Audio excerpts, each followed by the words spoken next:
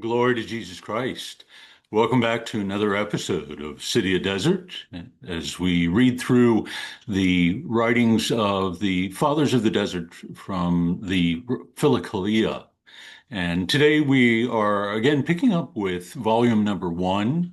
And the first writer in the volume is Saint Isaiah the Solitary, who lived in the mid fourth century to the mid fifth century.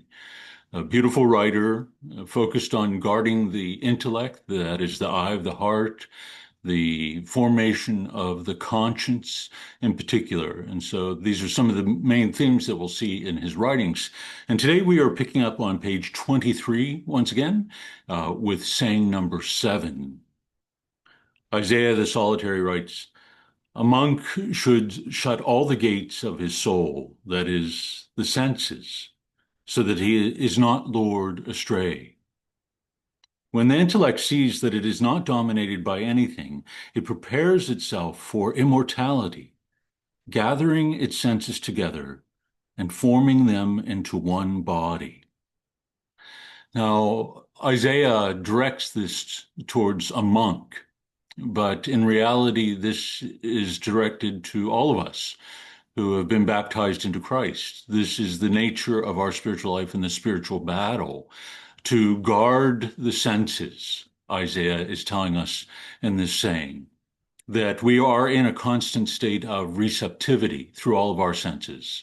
And if the battle, the spiritual battle for us is psychological, and deals with the thoughts, the images, the ideas that come to us through our senses, we can see that unguarded, they will be a constant source of temptation for us and also be used as a form of provocation by the evil one.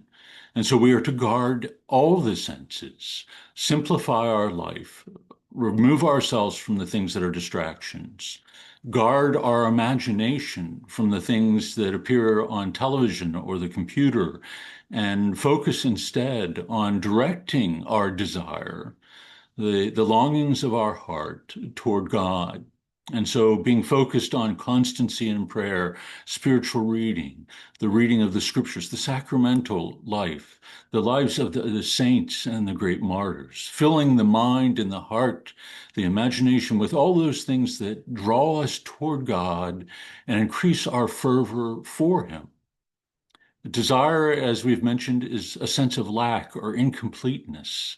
And when it is rightly directed, it is directed towards its true end, which is God. He alone can satisfy the deepest longings of the human heart. And so Isaiah tells us that when a person has guarded and closed off his senses, as it were, to the things of this world, he's begun to prepare himself for immortality, that a soul that has all of its desires directed toward God is going to long for him and long for him alone, and is going to begin to seek the one thing that endures, eternal love, and to prepare himself for deification, to be transformed by that grace in order to be drawn into the very life of the Trinity. And so Isaiah the Solitary presents to us the great dignity that God has given us, the extraordinary gift, but also the path that leads towards it. And so let us pray today through his intercession that we would guard all of our senses, and that above all, we would desire God and the things of the kingdom. Thank you. God bless you, and have a wonderful day.